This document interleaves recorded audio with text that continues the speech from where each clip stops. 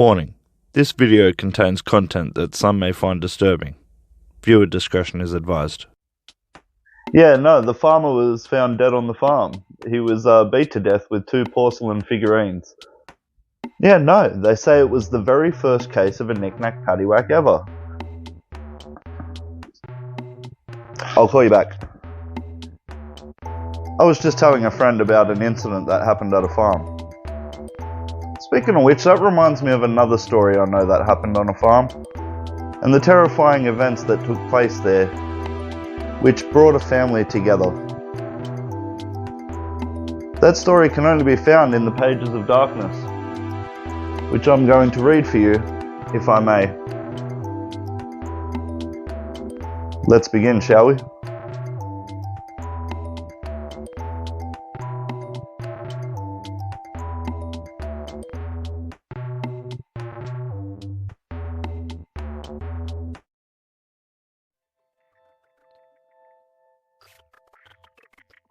Hi, my name is Sean Hardy.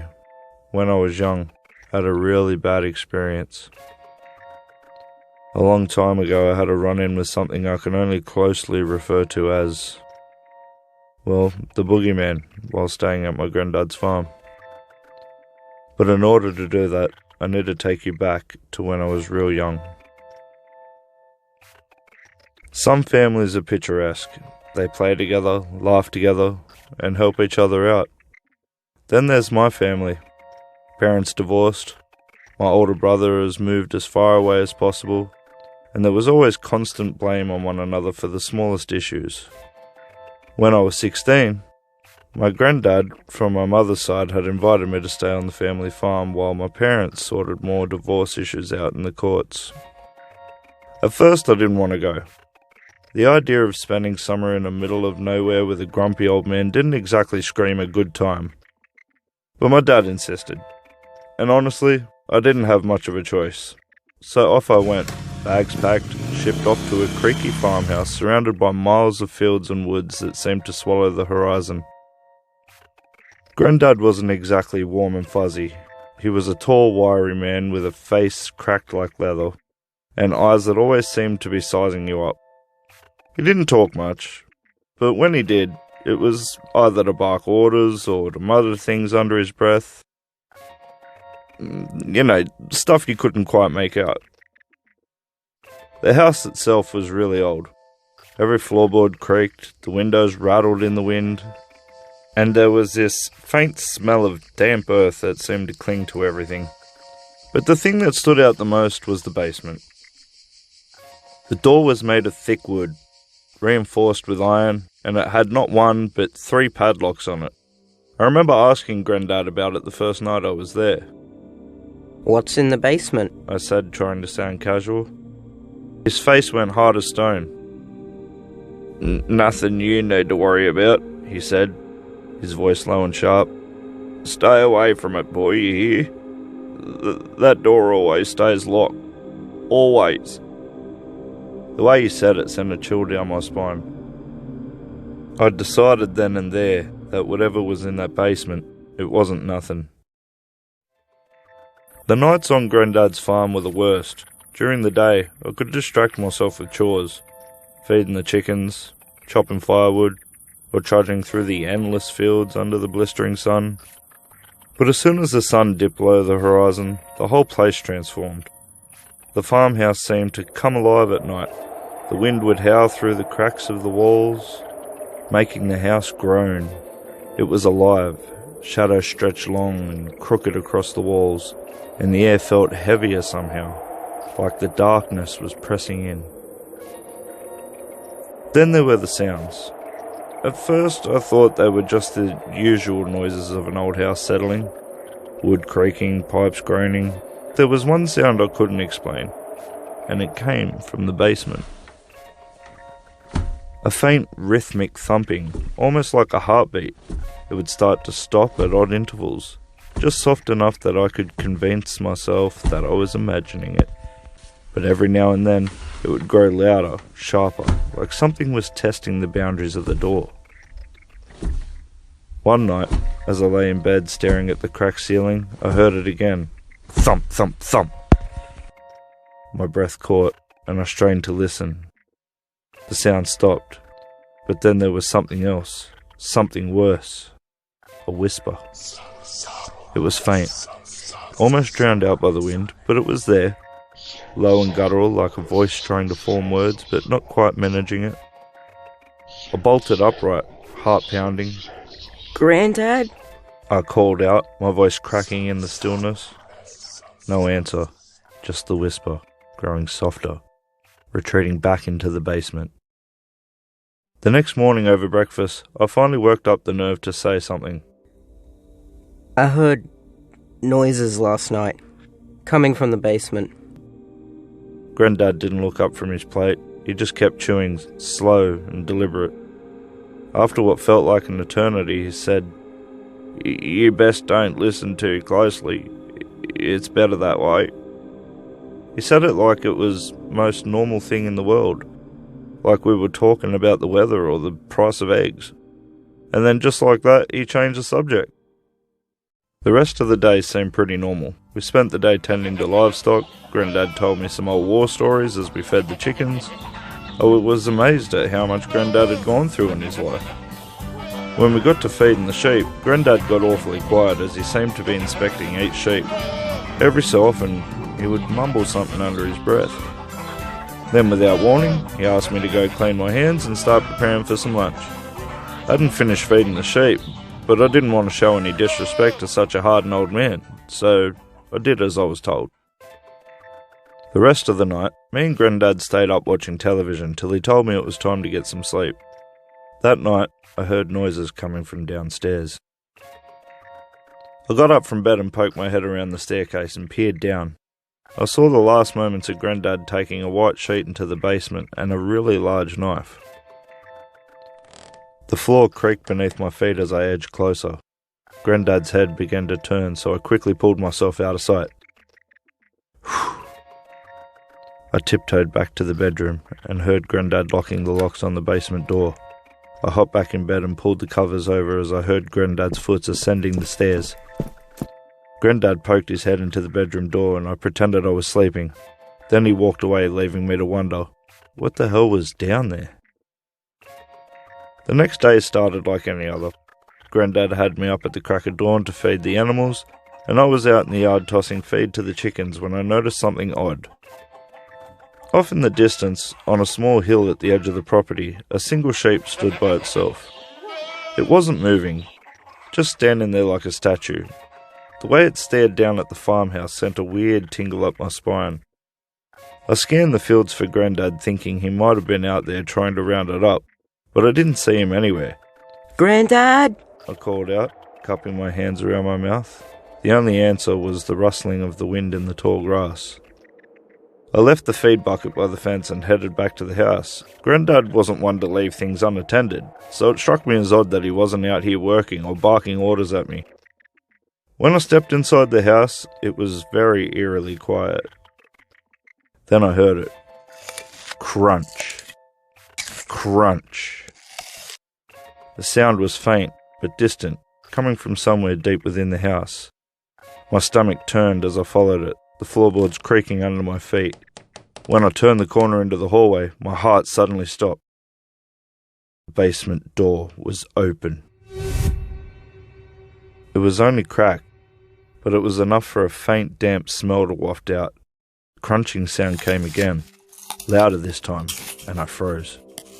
Something about it wasn't right. It was like the sound of someone eating, more like bone snapping. I took a step closer, my heart hammering in my ears. Granddad? I called out softly. The crunching stopped. The silence that followed was somehow worse. I was just a few feet away from the door now, my hand trembling as I reached for it, when suddenly Granddad burst out of the shadows, out of the stairwell covered in specks of red. Get out of here, boy, he barked, slamming the door shut with enough force to rattle the walls. I stumbled back, startled, as he snapped the padlocks back into place one by one. He turned to me, his face dark with anger, but there was something else there too. Fear, perhaps. I told you to stay away from this door, he growled, his voice low and trembling. No matter what you hear, no matter what you think, you don't get to go near it. Ever. You understand me, boy? I opened my mouth to protest, but the look in his eyes stopped me. It was the first time I'd seen Granddad shaken like that, and it left me speechless. Without another word, he stormed past me and out of the house, leaving me alone with the lingering smell of damp earth and that awful crunching sound echoing in my mind. That night was worse than the first. I tossed and turned, my mind replaying the events of the day over and over. The crunching sound, the open basement door, the sheer panic in Granddad's eyes, the red specks. It all clung to me like a bad dream. Every creak of the old house made my heart jump. The faint thump I'd heard before was back, slow and steady, like a pulse in the earth. I buried my head low under the pillow, willing myself to fall asleep, but it was no use. By morning I was running on fumes.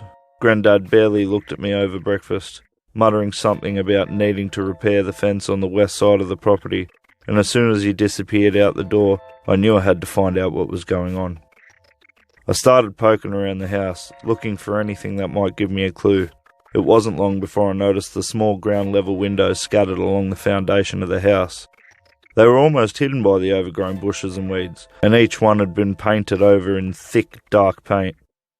At first, I thought nothing of it, but as I crouched down to inspect one, a strange idea crept into my mind. If the basement door was off limits, maybe I could get a look inside from here. I grabbed a stick and started scratching away at the paint. The flakes came off in dry, powdery bits, revealing a small patch of dirty glass underneath. My heart raced as I worked the anticipation, building with every scrape. When I cleared enough for a small peephole, I pressed my eye to the glass. It was dark inside, the faint light filtering through the painted windows barely illuminating the room.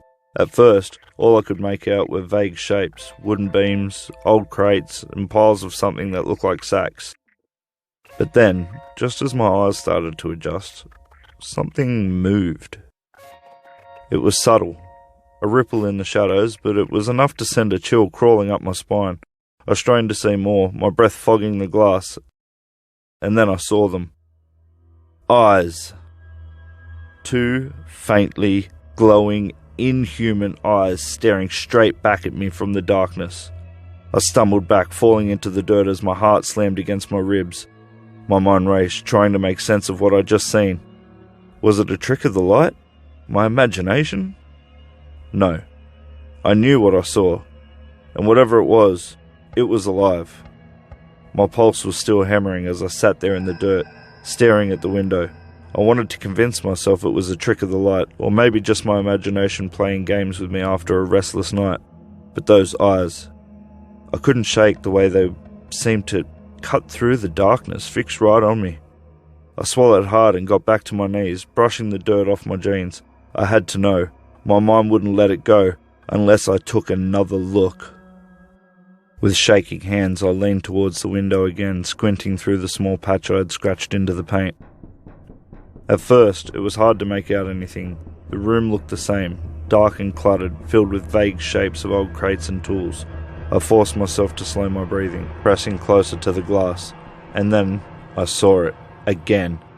The same spot where those glowing eyes had been. And now in the dim light, I could see it wasn't what I thought. It was an old coat. It hung limply on a crooked rack, its faded fabric swaying slightly in the drafty basement. A battered wide-brim hat sat on top of the rack, its shadow giving the coat an eerie human-like outline. I let out a shaky laugh, relief washing over me like a wave. Of course it was just a coat. I'd let my nerves and overactive imagination get the better of me. Still, something about the way the coat hung there gave me an uneasy feeling. It looked out of place, like it didn't belong amongst the farm tools and storage. I shook my head and stepped back, brushing off the dirt from my palms. Get a grip, Sean. It's just an old coat. Nothing to freak out about. I couldn't shake the feeling. That coat, or whatever was down there, had been watching me the whole time. I hadn't even made it 10 steps away from the window when I heard an unmistakable crunch of boots on dirt behind me. My stomach dropped as I turned to see Granddad standing there, arms crossed, his sharp blue eyes locked onto the small scratch peephole in the paint. "What the hell were you doing down there, boy?" he barked, his voice low but laced with anger. My mind scrambled for an excuse. I thought I saw something shiny on the ground. I stammered, pointing to a random patch of dirt near the foundation. I thought it might have been like an old coin or something, but it was nothing. Just a rock. Granddad's gaze didn't soften. He didn't say a word, just stood there, staring at me for what felt like an eternity. Finally, he turned his attention to the window, leaning down to inspect the scratch marks. "Stay away from these windows, boy," he muttered, more to himself than me. Then he straightened up and shot me a glare. "You've got chores to do. Get to it." I nodded quickly and backed away, my face hot with embarrassment and something else. Fear. The rest of the day I tried to lose myself in the routine, feeding the chickens, cleaning out the barn, anything to take my mind off the basement. But the tension between me and Granddad was like a storm cloud hanging over the farm. By late afternoon, as I was hauling a fresh bale of hay to the goats, I heard it, a faint tapping sound in the distance. I paused, tilting my head to listen. The tapping came again, rhythmic and deliberate, cutting through the quiet. I followed the sound until I reached the side of the house, and there, crouched near the windows I'd been inspecting earlier, was Granddad. He had a hammer in one hand and a stack of wooden planks by his side. He worked quickly, nailing boards over the windows with an intensity I'd never seen from him before. I ducked behind the corner of the house, peering around to watch him. My heart thudded in my chest as I tried to make sense of what I was seeing. Why was he boarding up the windows? When Granddad finished the first window, he moved to the next, repeating the same process with the same urgency. His lips were moving, and though I couldn't hear what he was saying, it almost looked like he was muttering under his breath. Something about the scene sent a shiver through me. I waited until he moved around to the far side of the house before creeping any closer to the newly boarded windows. The boards were sturdy and nailed tight, leaving no gaps for light or anything else to get through. As I stood there staring at them, the uneasy feeling in my gut grew stronger. Granddad wasn't just keeping me out of the basement. Maybe he wasn't keeping me out. Maybe he was trying to keep something in. Anyways, that evening as the sun dipped below the horizon, I found myself in the living room staring at the old rotary phone mounted at the wall. My cell had been useless since I got to the farm. No bars, no signal. The landline was the only connection I had to the outside world. And I hadn't talked to Mum in a few days. She was busy with court hearings, but I needed to hear her voice. I needed to get this growing unease off my chest. The phone clicked and hummed as I dialed her number. After a few rings, her voice came through, warm but slightly rushed. "Hi Sean, how's it going out there?" It's fine. I said, though my voice lacked conviction. Granddad's got me doing a lot of chores. "Good. Keep you busy and out of trouble." She teased. I hesitated, gripping the phone cord tightly. Mum, can I ask you something? "Of course, honey. What's on your mind?" I glanced toward the basement door, its heavy padlock glinting faintly in the dim light of the kitchen. It's about Granddad. He's been acting weird. "Weird? How?" He gets really jumpy about the basement. I said, lowering my voice as if he could somehow hear me from the outside. He won't let me near it, and today I caught him boarding up the windows outside for the basement. Like, all of them. It's freaking me out. There was a pause on the other end of the line. When Mum spoke again, her tone was careful. "Sean, your granddad's been through a lot. You know he fought in World War II, right?" Yeah, I know. I said, frowning. But what's that got to do with the basement? "Well, She began, choosing her words slowly. he's probably got dangerous things down there. Old weapons, maybe even explosives. Things that 16-year-olds shouldn't be touching. He's just trying to keep you safe." I shifted uncomfortably, her explanation doing little to ease my mind. I don't know, Mom. It's not just the basement. It's like He's hiding something. He gets mad at me if I even go near the door. Sean, your granddad's a tough old man, and he's seen things most of us can't imagine. He's probably just a little set in his ways. Don't push him, okay? Just stay out of the basement and focus on helping him around the farm. I wanted to push back, to tell her about the crunching sounds, the tapping, the thing I thought I'd seen through the window, but something in her voice stopped me. Okay, I said reluctantly. I'll try. Good. And Sean, Yeah? Granddad loves you, even if he doesn't always show it. Try to be patient with him. I hung up the phone feeling more confused than ever. Mum's words made sense, but they didn't line up with what I'd seen, or how I felt. Something was wrong with that basement, and I wasn't sure I could just let it slip. I woke up with a startle, my body drenched in sweat, the remnants of a strange, restless dream still clinging to me like a fog. It was as if I had been floating between worlds, the house stretching and warping, the basement door closing in on me, and then I heard it, a voice from downstairs. "Sean, I've got to head out to town and grab a few things. Come on." Granddad's voice echoed up the floorboards, rough but steady, waking me up. It felt odd. I must have slept through till midday. I could still feel the eerie weight of the dreams pressing down on me, the unsettling image of the locked basement door looming large in my mind. I hesitated. I didn't want to go. Not today. Not with everything that had been happening. I'm not feeling too well, Granddad. I called back, my voice wavering slightly. There was a brief silence. Okay, I'll just be a few hours, he called back. Granddad's footsteps grew quieter, and I heard the creak of the front door opening, and then he was gone. The moment I was sure he had left the house, my pulse quickened. I couldn't shake the feeling that I had to know what was in that basement. I stood up, my heart racing as I moved towards the small cupboard by the hallway.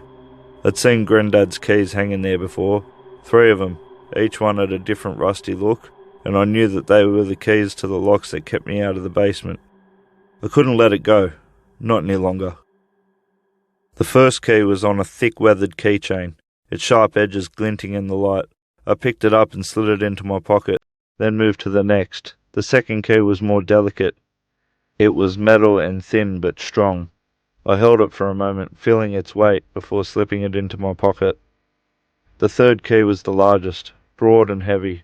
I couldn't explain it, but it felt wrong, like it didn't belong with the others. But it was the key to the last lock, the one I needed. I stood frozen for a moment, my mind racing. Could I really do this? Could I really open that door? But the fear in my chest was overtaken by the need to know, to see for myself what my grandfather had been hiding all this time. With one last glance towards the front door, I turned and headed for the basement. Each key felt heavier than the last as I slid them into the locks. The first one clicked with a groan, and I froze, my breath catching in my throat. A sense of dread settled into the pit of my stomach. Then I pushed it aside. Curiosity. Pure, unrelenting curiosity. That's what drove me forward. I turned the second key, and the door gave way with another low grating sound. My hand shook as I reached for the third and final key, the one that felt wrong from the start. As I turned it, the sound of the metal scraping against metal filled the house, echoing through the walls. I felt my pulse pounding in my ears. I couldn't back out now. I took a deep breath and swung open the basement door. The stench hit me immediately, rank, like something dead. It was so overpowering that I staggered back, a cough escaping my lips. It was the smell of rot, of something old and decaying, mixed with damp, musty scent of the basement. I wanted to turn around, to run back upstairs and pretend I'd never come down here. But I couldn't. My legs felt like lead, and yet somehow they carried me down the narrow creaking staircase that led to the basement proper. The wooden steps groaned under my weight, each one a harsh reminder of how far I'd come. The faint light above barely pierced the gloom below, but I could just see enough. Dust notes swirling in the stale air, shadows creeping along the walls. I reached the bottom of the stairs and stood for a moment, adjusting to the darkness. The smell was even worse now, and I gagged, my hand instinctively covering my nose. The air down here felt thick, heavy with years of neglect and secrets. As my eyes adjusted, I could make out shapes in the room. A few boxes stacked haphazardly in the corner, an old workbench cluttered with tools, coat rack with the ugly hat and coat hanging on it, and something large hidden beneath in a tattered sheet in the farthest corner. My heart was hammering now, and every instinct screamed at me to turn around and leave, but the curiosity gnawed at me, urging me forward. I took a step closer to the covered object, my breath shallow. The moment I reached out to pull the sheet back, I heard a sound. A faint scraping noise from behind me. My skin crawled and I spun around but saw nothing. Nothing but the shadows. I turned back to the sheet, trying to push the growing sense of panic aside as I lifted the fabric. My breath caught in my throat. Underneath the sheet was something far worse, far more horrifying than I could have imagined. A torn-up sheep carcass lay sprawled out on the floor, its fur matted with blood and its bones twisted unnaturally. The smell hit me again, sharp and metallic. My stomach lurched, but it was the eyes that got to me. It wasn't just the vacant stare of a dead animal. Its stare seemed unnatural.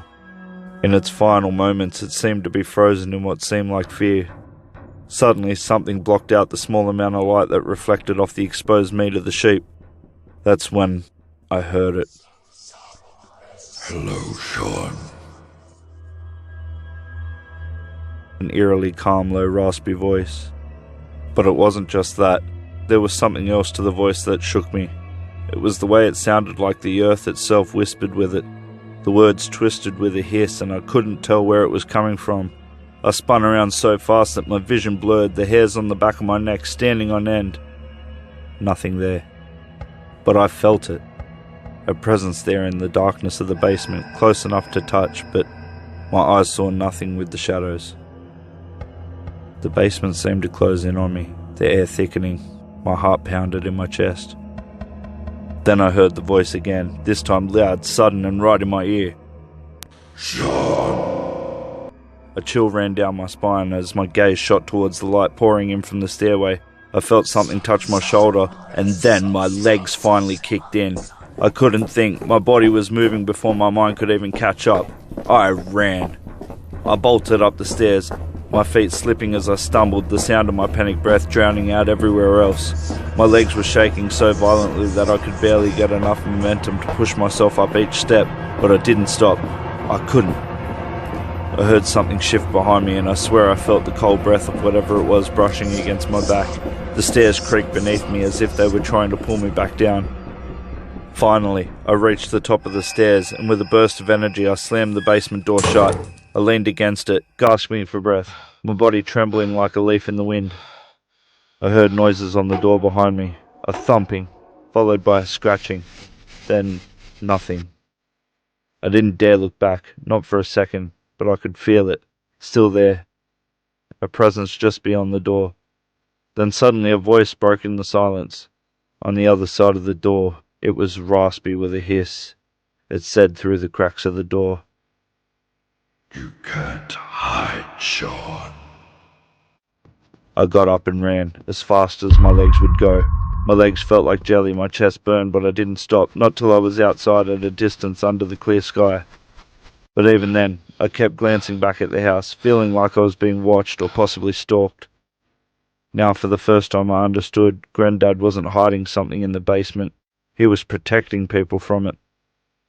And now, I am sure of it, because that thing wasn't just some military ordnance or an old coat in the dark. It was some kind of monster. A spirit, perhaps. Whatever it was, it wasn't just bad. It was something far worse. I was out of breath, standing in the yard, still trying to process what had just happened. The cool evening air did nothing to calm my heart racing through my body. I should have felt safe outside, but the unease was gnawing at me from the inside.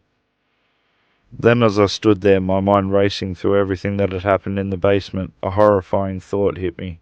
I hadn't locked the basement door. My heart dropped into my stomach as I darted towards the side of the house, my legs moving on their own accord. I couldn't stop myself. I had to make sure.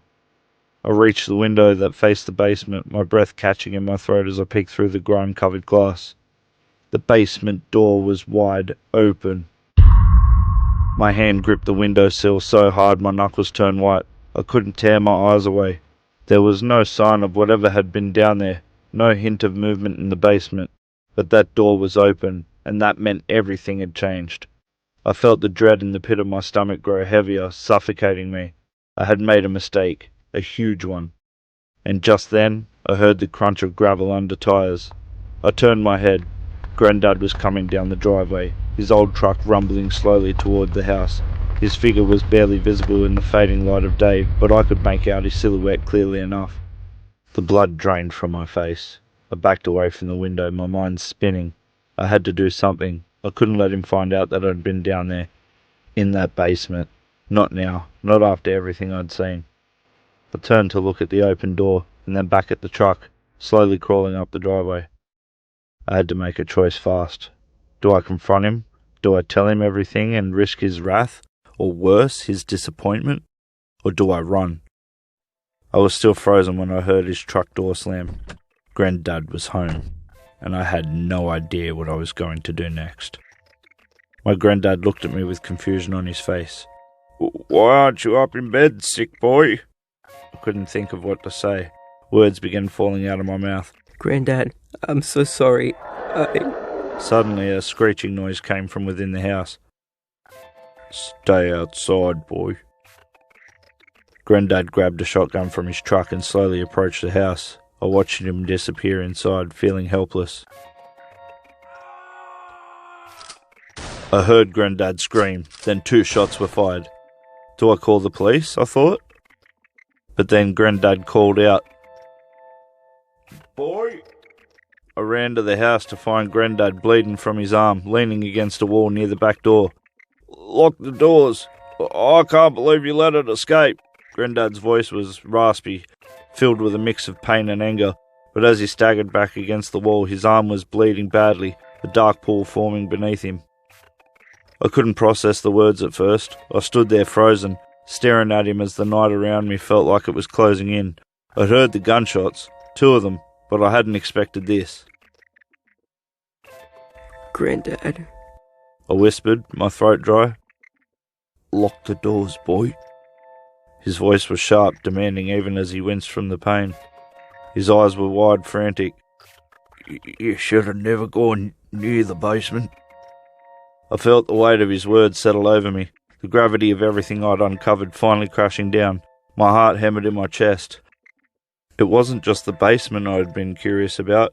It was the thing that had been hiding down there, waiting for its chance to escape. Granddad, I'm so sorry. I stammered, moving towards him, but his hand shot out to stop me. "No time for that," he barked, his eyes darting to the shadows in the house. "It's loose, boy. You gotta lock everything. Don't let it out. We gotta trap it and get it back to the basement." I swallowed hard. My mouth was dry, my entire body tense as the reality of what just happened sank in. The thing I'd felt and heard down there. It wasn't just some nightmare. It was real. And I'd let it escape. Granddad pulled himself up with an effort, using the wall for support, and with shaky steps he made his way towards the back door. I could hear the screeching noise again, like metal scraping against metal, echoing through the house. "I can't believe you let it escape," he muttered, more to himself than me. I stared at him, at the blood staining his shirt, the fear in his eyes, and then it hit me. That noise, the one I'd heard in the basement. That was something trying to get out. My feet moved before I could think. I rushed to the door and slammed it shut, the lock clicking into place. I moved quickly, securing every window, bolting every door. But as I did, something inside of me felt off. A creeping sensation that wouldn't shake. Was I too late? Had the creature already gotten out? Was it somewhere in the house, hiding in the shadows? Granddad was still leaning against the wall, clutching his arm, his face pale as he caught his breath. You should have stayed away from the basement, Sean. I told you. I warned you. Granddad, what the hell is it? What was down there? My voice shook, my hands trembling as I reached for him. He looked at me, his eyes filled with a sadness that sent a chill down my spine. Something that should have never been released. Something that's been in our family's blood for generations. What is it, Granddad? He grimaced as he tried to stand taller, but his body betrayed him. His voice was quiet now, almost as if he was trying to protect me from the truth. A curse, boy. A damn curse. It feeds on fear, on our own darkness, and you let it free. I felt my stomach drop as I processed his words. The thing in the basement wasn't just a monster. It wasn't just some animal. It was something far worse. And now, it was free. I stared at Granddad, my mind reeling, still processing the fact that this thing had been unleashed from the basement. I wanted to help. I wanted to do something. But the more I listened, the more I realized just how deep this nightmare ran. Granddad, I began, my voice cracking. we need to go to the police. They have to know what's going on down here. They can help. Granddad let out a bitter laugh, a sound I'd never heard from him before. It wasn't a laugh of humour. It was a hollow laugh laced with disgust. Call the police, he scoffed, shaking his head. Boy, do you think they'll believe you? Do you think they'll understand? His voice grew harsh, filled with a cold bitterness I hadn't known he possessed. No one can help us with this. No one except us. I stood there, silent. My mouth was dry as I tried to absorb what he was saying. The air in the room seemed to grow heavier, thick with the weight of his words. I felt it, like the walls themselves were closing in. Granddad wiped his face with the back of his hand, wincing at the pain in his arm, before looking at me, his eyes hard and resolute. You want to know how we keep that thing at bay? He asked, his voice lowering to a grave whisper. I nodded, unable to speak. He sighed deeply. It's a curse, Sean. It's been passed down through bloodline for generations. The only way to keep it locked away is through a sacrifice, a life given up, once a year to keep the thing from breaking free. My stomach lurched as the words sank in. A sacrifice to keep the thing in the basement contained. It sounded like something out of a nightmare. Granddad's eyes hardened, his face contorting with both fear and anger. That's the only way, Sean. We give up a life to keep it trapped. It can never leave the room where the sacrifice is made. Blood that hasn't made a sacrifice of its own. I felt my breath catch in my throat. I wanted to say something, anything to deny the truth of what he was saying, but the look in his eyes, the sincerity, the terror, it made me freeze in place. You're the one who let it out, Sean, he continued, his voice now a strained rasp. And now it's your responsibility. You're the one who has to make it right. You're the one who has to trap it back in the basement. My heart raced, thudding in my chest as the weight of the words settled over me. The thought of a sacrifice, it sickened me, but the terror in Granddad's eyes told me he wasn't lying. He wasn't playing some twisted game. He looked down at his bleeding arm and then back up at me, his gaze softening, just for a moment. I never wanted you to get involved in this, Sean. But it's in our blood. It always has been. And now you gotta fix it. I opened my mouth, but the words didn't come. What was I supposed to do? Who was I supposed to sacrifice? Was I supposed to sacrifice someone I loved? Was I supposed to kill and protect everyone else? I wanted to run. I wanted to scream. But there was nowhere to go. The only thing I could do was what Granddad said. I had to trap it again. I had to make a choice. And the worst part was that I didn't even know how I was going to live with it afterwards. Granddad had begun passing out. his words becoming jumbled as he slouched to the floor and closed his eyes. Then it hit me. The dead sheep must have been Granddad's sacrifice of life. I contemplated opening a door to grab a small farm animal. But could I slip out unnoticed? I decided. I had no choice after all. Granddad couldn't help me now. I ran to the chicken coop and picked up a chicken, my chest burning with every breath. As I got back to the house, I ran to the kitchen, grabbing the sharpest blade I could spot. Then I jogged past Granddad on the way to the basement. He was still and passed out against the wall. I stopped dead, still in front of the basement door, when I heard the phone ring. I dropped the chicken and ran for the phone, the sound calling to me like some kind of lifeline. When I answered it, my mother came through on the line. Hi, honey. Mum, something's terribly wrong. Granddad is hurt. You've been a bad boy, haven't you, Sean? Look what happened to your poor old grandpa. And, oh no. Your sacrifice has gone missing.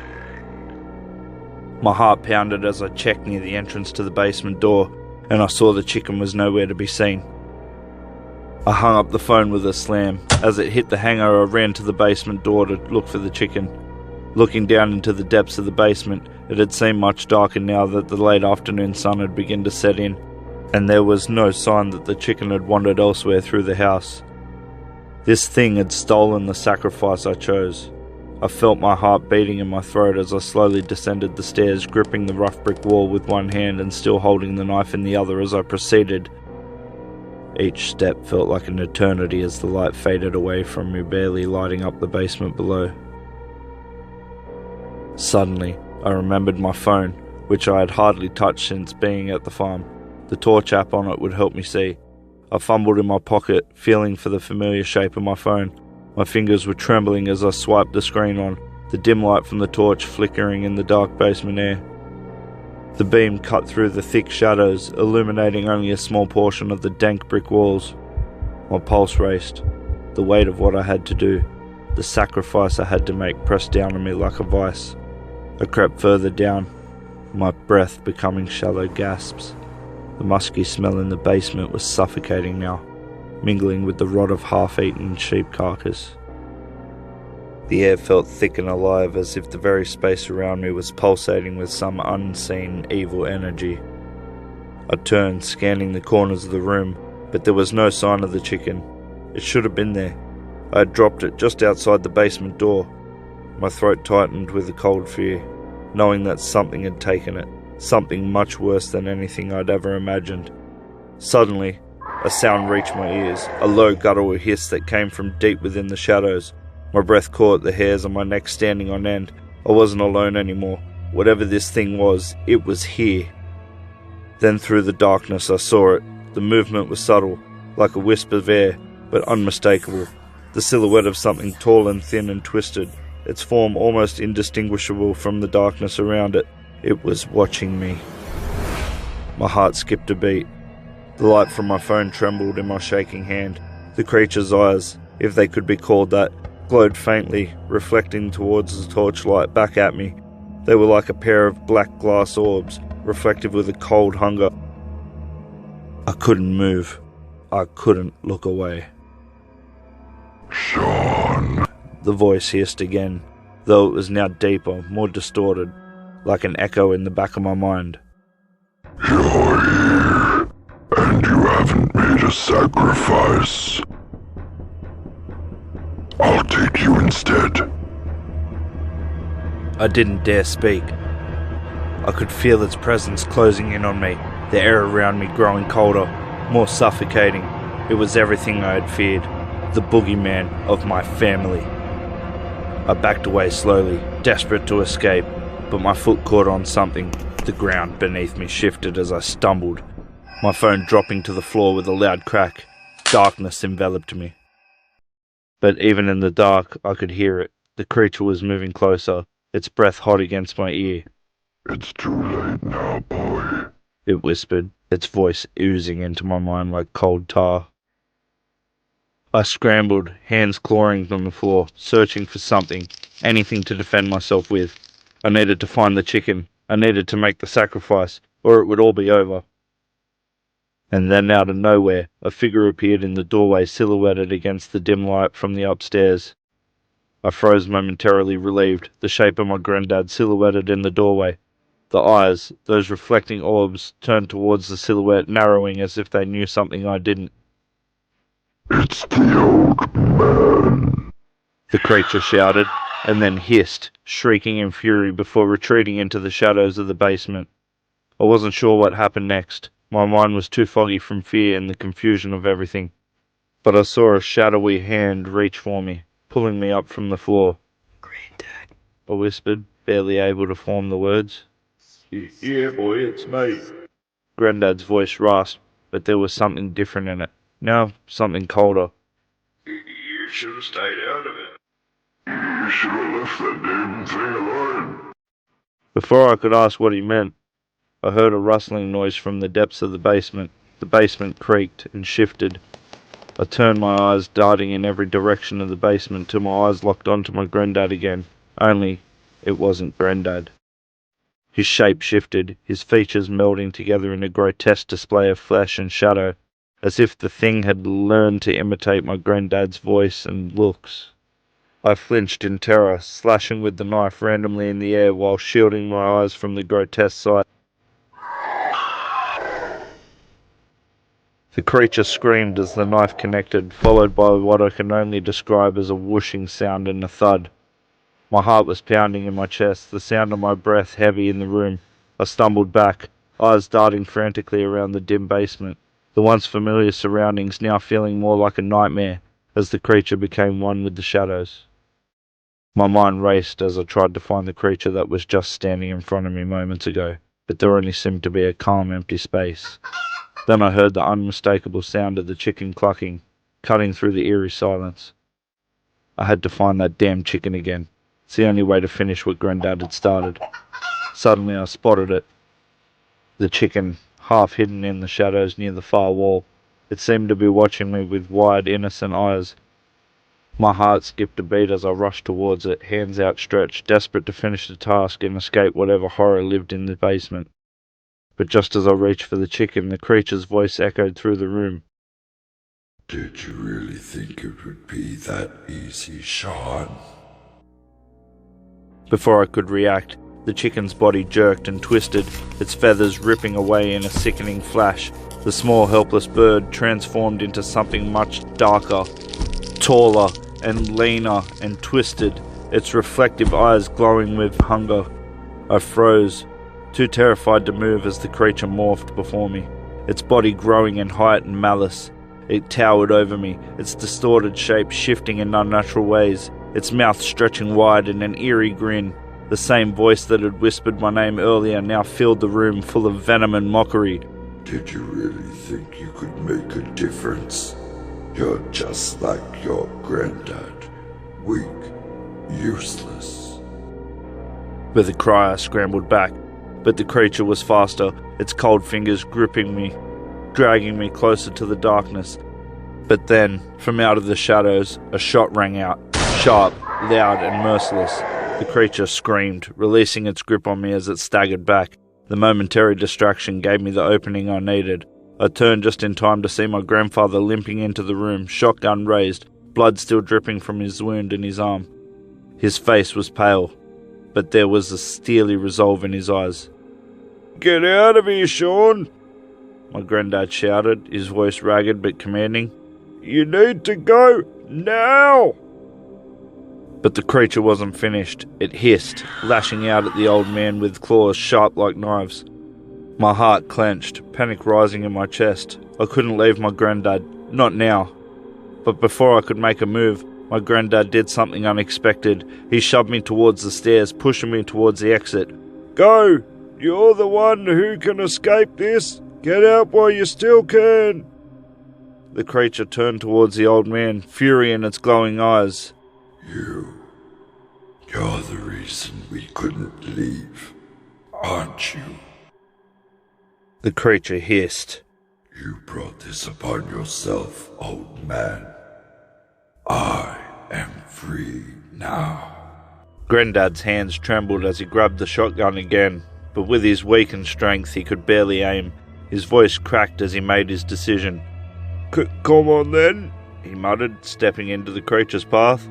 You want a sacrifice? I'll be the one to end it. My mind spun, my body froze in place as I watched my grandfather step forward, offering himself as the very thing we had both feared. The creature didn't hesitate in an instant. He pounced, claws sinking deep into Granddad's flesh, but even as he screamed, the creature's form began to flicker, its power faltering. The shotgun went off one last time.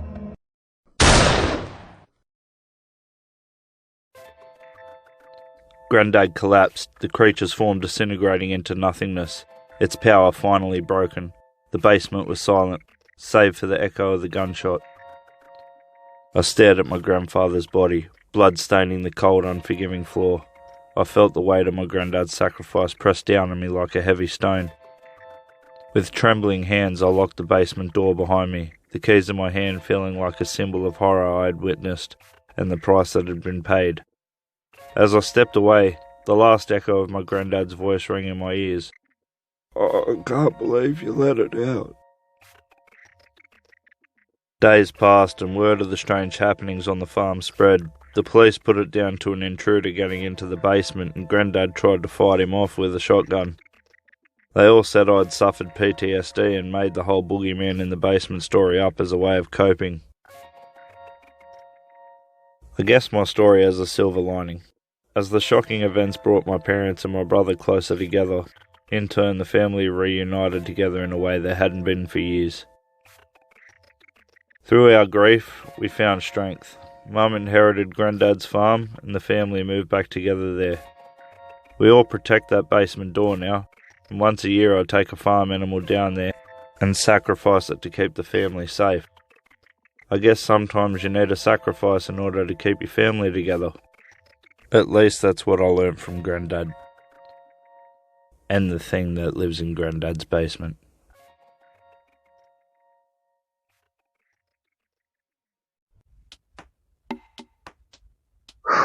That was a long story.